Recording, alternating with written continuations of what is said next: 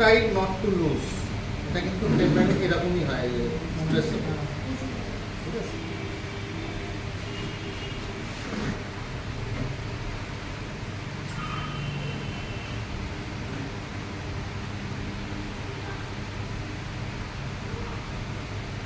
এই পর্যন্ত আমি কিন্তু সার্কুলার করলাম,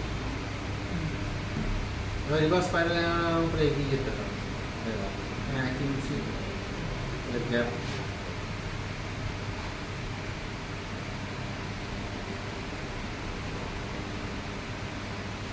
এক এক ইঞ্চি করে গ্যাপ দিচ্ছি স্যার।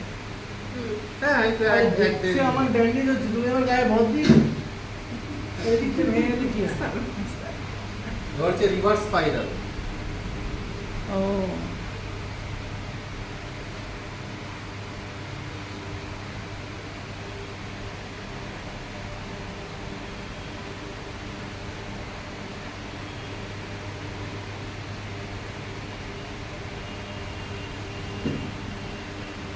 কিন্তু যেন না হয়। হ্যাঁ হ্যাঁ।